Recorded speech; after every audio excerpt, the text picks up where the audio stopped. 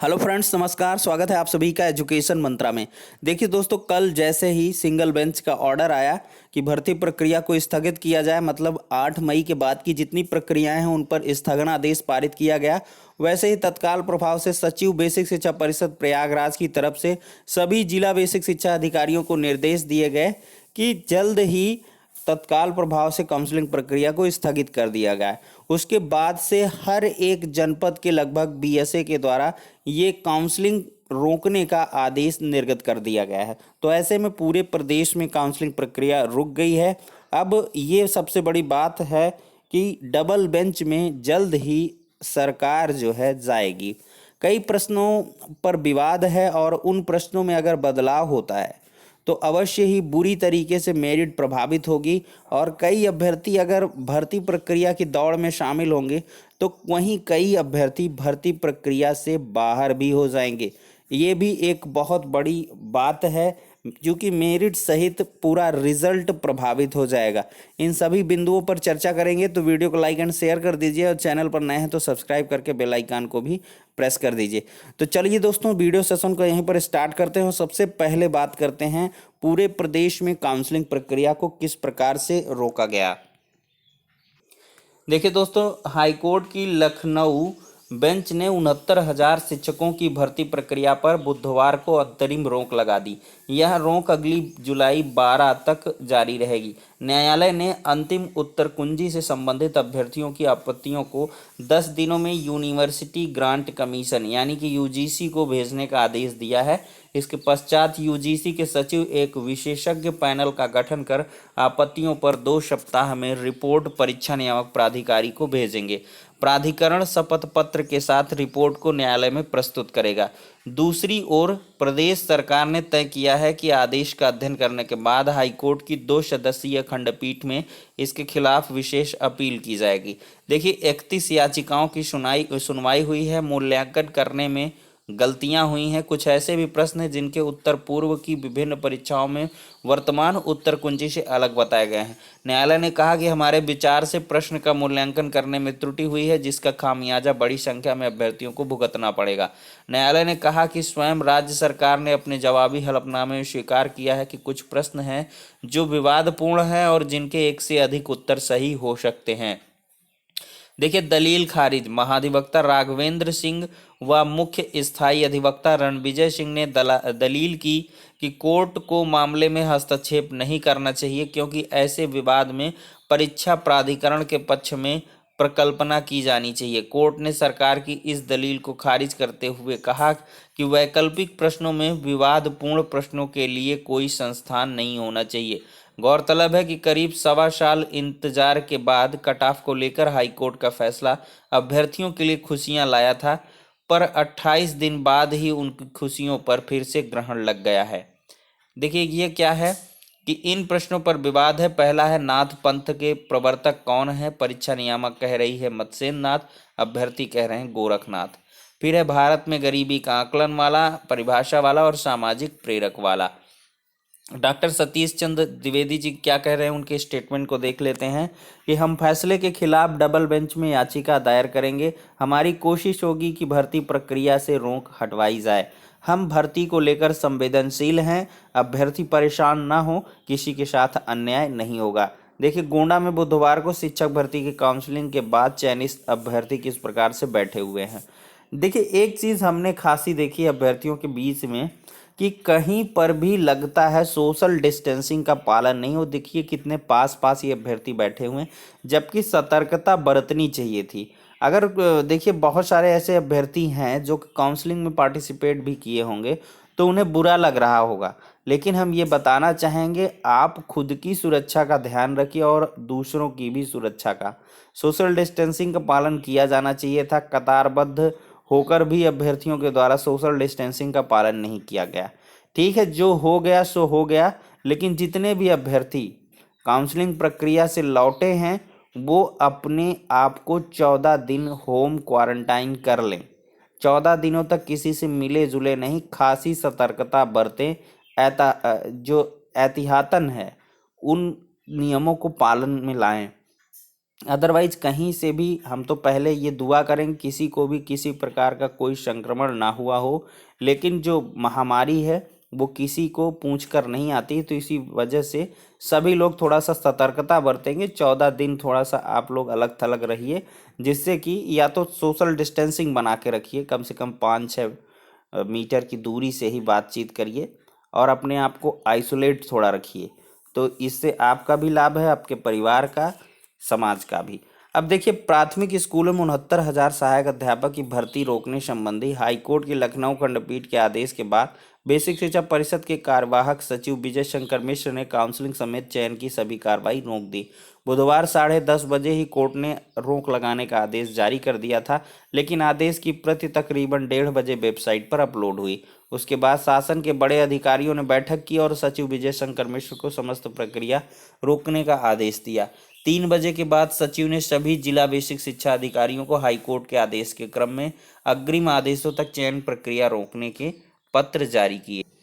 देखिए दोस्तों, उत्तर बदले तो बदल जाएगी भर्ती की पूरी चयन सूची। देखिए, 69,000 शिक्षक भर्ती में प्रश्नों का विवाद बड़ा उलटफेर का कारण बन सकता है। वैसे तो अभ्यर्थियों ने 12 प्रश्नों के उत्तरों पर आपत्ति की थी, लेकिन उनमें से 4 प्रश्नों को ही हाईकोर्ट में चुनौती दी।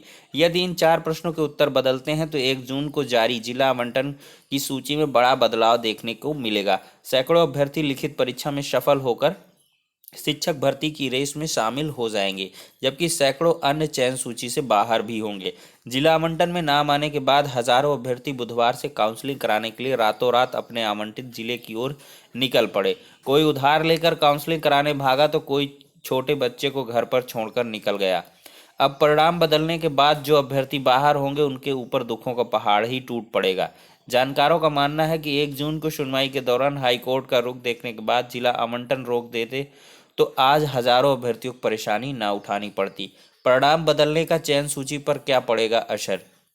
देखिए, इसे इस प्रकार से समझ सकते हैं। मान लिया कोई ओबीसी वर्ग का शिक्षामित्र श्यामलाल 12 मई को घोषित परीक्षा परिणाम में 2 नंबर से फेल था और हाईकोर्ट के आदेश पर उसे 2 नंबर मिलते हैं तो वह 90 अंक पाकर पास हो जाएगा। अब देखिए चयन सूची पर क्या कुछ असर होगा। देखिए, कुल मिलाकर जो भी शिक्षा मित्र है वो सीधे के सीधे पास होने के बाद चयन के हकदार हो जाएंगे, और वो अगर हकदार होंगे तो एक जो चयनित अभ्यर्थी है 69,000 का, वो नीचे से एक बाहर हो जाएगा। और इसके साथ ही देखिए, इसका एक उलटफेर ये भी देखने के लिए मिलेगा। अगर 2 प्रश्नों पर भी बदलाव देखने के लिए मिला।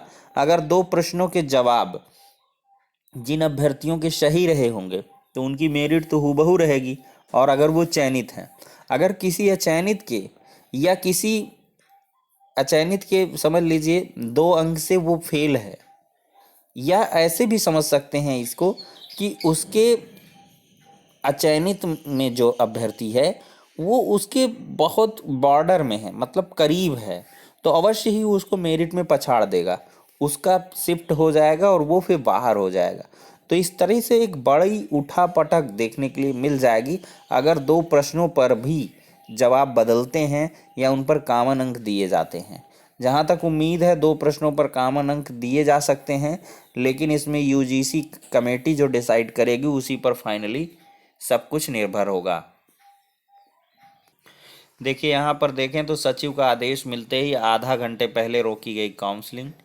ये काउंसलिंग में पहुंचे अभ्यर्थियों को निराशा हाथ लगी है। देखिए, बेरोजगारों के लिए नासूर बन गए परीक्षाओं के गलत प्रश्न। प्रतियोगी परीक्षाओं में लगातार गलत प्रश्न उत्तरों की वजह से अटक रही भर्तियां। हमेशा से ये होता आया है। देखिए, अनुराग सिंह है 72,825 में चयनित शिक्षक हैं। 69,000 भर्ती प्रक्रिया पर रोज बेरोजगारों के साथ मजाक है। हाईकोर्ट का आदेश आने पर काउंसलिंग नहीं होनी चाहिए थी। बेरोजगारी अभिशाप है, सरकार को इन मुद्दों पर सोचना चाहिए। न जाने कितने अभ्यर्थी 2,000-3,000 उधार लेकर काउंसलिंग में शामिल हुए होंगे। काउंसलिंग 2 दिन बाद ही हो जाती तो क्या बुरा था। बिल्कुल हम इससे जो है समर्थित हैं। 68,500 में चयनित पीयूष शुक्ला क्या कह रहे हैं कि हमारा सरकार से अनुरोध है कि ऐसी परीक्षा संस्था और विषय विशेषज्ञों के पैनल का चयन होना चाहिए जो प्रश्नों के चयन के समय से यह सुनिश्चित कर ले कि संबंधित प्रश्न का एक ही विकल्प होगा, ताकि भर्ती फंसने और विवाद की स्थिति है पैदा ना हो। इससे भर्ती एक निश्चित समय में जल्द पूरी होगी और बेरोजगारी दर कम होगी। देखिए, नौकरी मिलने पर मिलेंगे 42,000 रुपये। देखिए, 42,000 से अधिक वेतन अच्छी शुरुआत होगी। ऐसे में जबकि इंजीनियर करने वाले प्लेसमेंट को तरस रहे हैं, लॉकडाउन में लोगों को नौकरियां दी जा रही हैं। लॉकडाउन में लोगों की नौकरियां जा रही हैं, उसमें सहायक अध्यापकों के 42,000 रुपये से अधिक से नौकरी की शुरुआत बहुत अच्छी मानी जा रही है।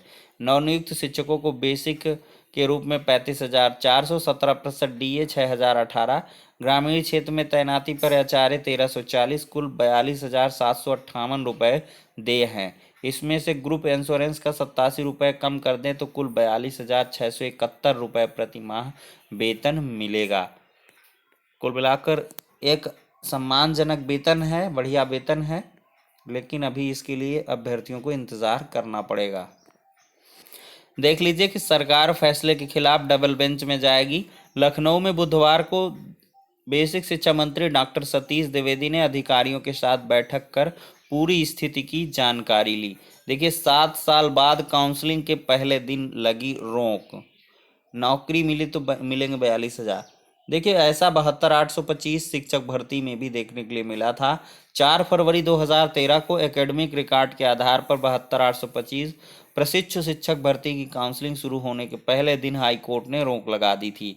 सुप्रीम कोर्ट के आदेश पर भर्ती प्रक्रिया पूरी हुई थी। और ये भी एकदम यथार्थ सत्य है कि सुप्रीम कोर्ट के आदेश से 69,000 भर्ती प्रक्रिया भी पूर्ण होगी। देखिए, यहाँ पर ये मतलब है कि जो क्वालिफाइंग मार्क्स का प्रकरण है उस पर ही पूरी की पूरी चीज़ें डिपेंडेंट हैं और वहीं के आधार पर ये भर्ती प्रक्रिया इतनी तेज़ी से गतिमान ही हो गई। अदरवाइज़ अगर किसी प्रकार की कोई अड़चन सुप्रीम कोर्ट से आती तो फिर बहुत ज़्यादा डिले हो जाता। देखिए, आदेश मिलते ही स्थगित कराई गई काउंसलिंग। शिक्षक भर्ती की काउंसलिंग के लिए लगाए थे 8 काउंटर। जूहा भिनगा में रही भीड़। 113 अभ्यर्थियों की हुई काउंसलिंग। ये श्रावस्ती की अपडेट है। डॉक्टर सतीश द्विवेदी बेसिक शिक्षा निदेशालय पहुंच गए और फैसले की कॉपी आने पर काउंसलिंग रुकवाने के निर्देश जारी किए।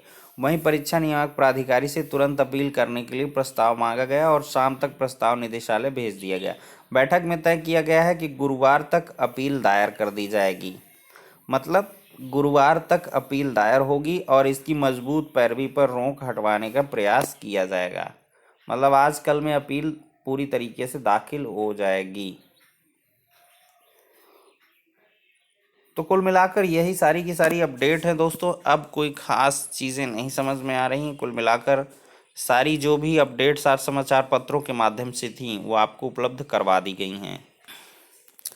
तो कुल मिलाकर दोस्तों, अगर आप लोग अभी परेशानी का तो सबब है ही कि बहुत सारे अभ्यर्थी जो लगातार इतने सुदूर जनपद गए और वो मायूस लौटे हैं, उनके लिए बहुत ही समस्यात्मक बिंदु है। लेकिन यहाँ पर किया भी क्या जा सकता है, शासन स्तर से, हाईकोर्ट स्तर से जो भी ऑर्डर आएंगे उनका पालन करना पड़ेगा। तो अब थोड़ा सा इंतज़ार करना होगा और विवादित प्रश्नों पर डबल बेंच में स्पेशल अपील जल्दी सरकार करने वाली है, उसकी भी प्रतीक्षा करनी होगी कि क्या कुछ कैसे होता है। लेकिन इसमें क्या है, अगर किसी भी बिंदु पर कुछ भी कहा जाए अभी से तो वो थोड़ा सा तर्कसंगत नहीं होगा। तो फिलहाल इंतज़ार करिए, घरों में सुरक्षित रहिए। जो भी लोग काउंसलिंग से आए हैं विशेष रूप से कहेंगे, क्योंकि जान है तो जहान है, तो इस वजह से सभी लोग सुरक्षित रहें, एकदम से क्वारंटाइन हो जाए और कुछ दिन के लिए अलग थलग रहें। तो ठीक है दोस्तों, इन्हीं सभी बातों के साथ वीडियो सेशन को करेंगे ख़त्म। नेक्स्ट वीडियो में मिलते हैं, तब तक के लिए शुक्रिया, धन्यवाद।